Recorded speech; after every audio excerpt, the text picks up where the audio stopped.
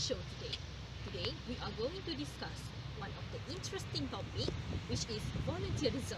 And nowadays, in Malaysia especially, we need volunteers, especially during the flood season that often hits our country at the end of the year and at the beginning of the new year due to the monsoon that happened. The flood that happened in Malaysia usually hits the East Coast state. Therefore, lots of people at the affected area need to be helped so that they can overcome the disaster efficiently. For example, during the flood at 2014 that hit 3 of East Coast states such as Kelantan, Pahang and Terengganu, 100,000 of people were evacuated from their home, and this actually calls for lots of volunteers all around Malaysia. Volunteers are needed, especially during floods, not only to provide some help in order to clean up the damaged area, but their help are also needed in order to distribute the basic necessities to all the victims. During flood, especially, victims that have been evacuated from their home usually face lack of basic necessities such as clean water, food, clothes, blankets, medicine and others. Therefore, during the distribution process of these necessities, we actually need the help from the volunteers to give all of these necessities to the victims. 100,000 of people were evacuated from their home, and this actually calls for lots of volunteers all around Malaysia. However, those that comes are only students from local university such as University Sains Malaysia, University Malaysia Terengganu and University Malaysia Perlis that actually tries to give lots of support in order to help the affected areas to overcome the flood disaster. Volunteers are needed, especially during floods, not only to provide some help in order to clean up the damaged area, but their help are also needed in order to distribute the basic necessities to all the victims. During flood, especially, victims that have been evacuated from their home usually face lack of basic necessities such as clean water, food, clothes, blankets, medicine and others. Therefore, during the distribution process of these necessities, we actually need the help from the volunteers to give all of these necessities to the victims. Other than that, we also need the volunteers in order to help the medical officer, especially in treating sick people. As we all can know, during the flood season, many diseases such as cholera, malaria and diarrhea can actually spread widely due to the cleanliness. However, if we can have more volunteers to take care of the affected areas and reduce the spread of these bacteria, therefore we can reduce the number of cases in those diseases. Therefore, we can see the importance of volunteering, especially during the natural disaster in our own country. If we did not help our own society, then who is going to help us?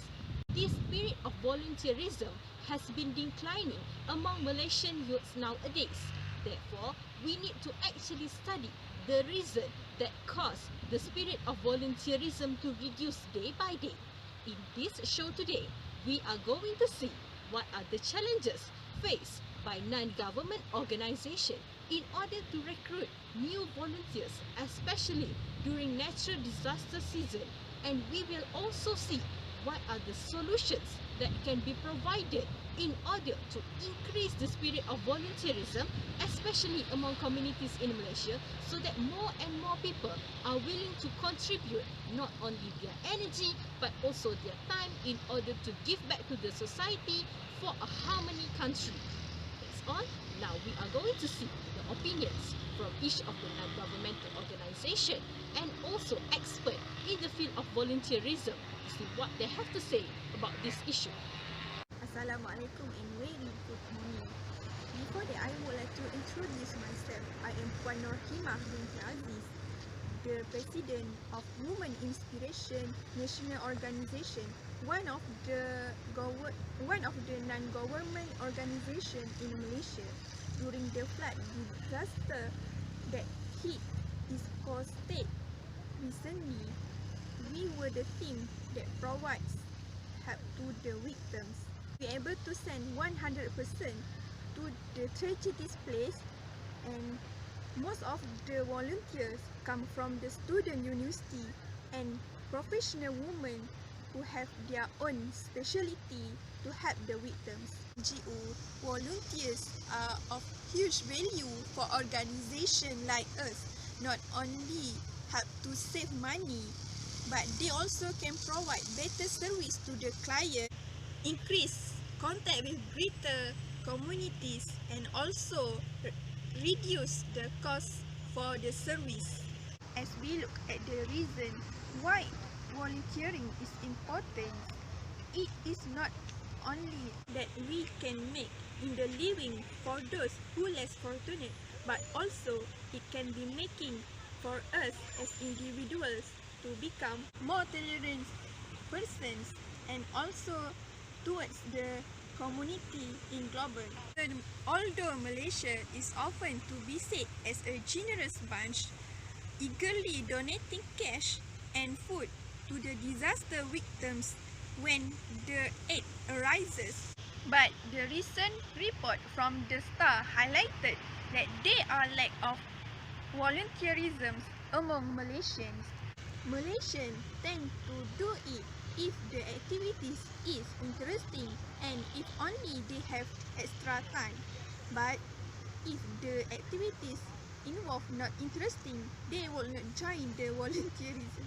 And most of the times, doing charity is the last priorities among the Malaysian. We have enough money, enough basic necessity, but we lack in human power. During the disaster, human power also the important one that we need. Volunteer who can help to clean the house of flood affected family. We need volunteers that can give moral support to the victims, but where are them? The lack of awareness and the lack of information become the reason of this crisis. That's all from me. Thank you. As the president of Mercy Malaysia, I can say that it is surprisingly difficult to recruit new volunteers in this country these days. The first difficulty that the organization have to face is when to look for new people who wants to do work without being paid. There are a lot of people who don't find it useful to work for free, while the living costs keep rising over time. According to Mark Rastel, the head of volunteering at England, stated that the professionalism of free volunteering puts people off. This means the volunteer is not motivated enough to be treated as a salaried professional while they are not being paid. Next, usually the volunteering activities takes a long period of time, especially when it involves natural disaster. For example, in this case, we are handling a program to save the victims of flood incident at the East Coast area. So this problem is how do we have to deal with time, since new volunteers need to be trained before they are being sent to a new mission. We are having a hard time and barely find new volunteers to cope in a long period of time, since most of them are students and workers which engage with their own daily plans. In addition, finding new volunteers also difficult when we have to deal with everyone's safety. There are people who choose not to volunteer when the mission seems dangerous to them. Literally, we are handling a mission that takes place in a huge area and involving a lot of people. So there is no guarantee that we can keep everyone safe from the effect of a flood incident, which means every volunteer is responsible for their own safety. Last but not least, it is also challenging for us to recruit new volunteers, as the community are lack of information regarding on how and when they are going to participate in volunteering activities. We got a lot of missions that need to be done quickly, such as saving people's lives. So sometimes we don't have enough time to advertise the information, causing us to handle the mission without enough volunteers. Plus, when we spread the information, people are not interested in our advertisement, and choose more to pay attention on entertainment news. That's all from me. Thank you for listening. Assalamualaikum, I am Puan Zainab. Volunteering gives us an opportunity to change people's life, including our own. It gives us the satisfaction of playing a role in someone else's life, helping people who not be able to help themselves. Volunteering is a way of giving back to our community while developing important social skills and gaining work experience all at the same time. There are a few strategies for attracting young people to do volunteer. Aim to create a positive volunteering environment is one of the strategies to attract young people to volunteer. When it comes to young people, volunteering can be a scary thing. They are vulnerable at the setting where they are not used to being a part of. The best way to overcome this by ensuring that the volunteers feel comfortable in the environment they are working in. Take care to match youth with roles that fit their skill set, talents, interests and level of commitment. They will enjoy volunteering if they are doing something that they are interested in. In addition, it may be their first time in volunteering, so they may not know what to expect from the new volunteer role.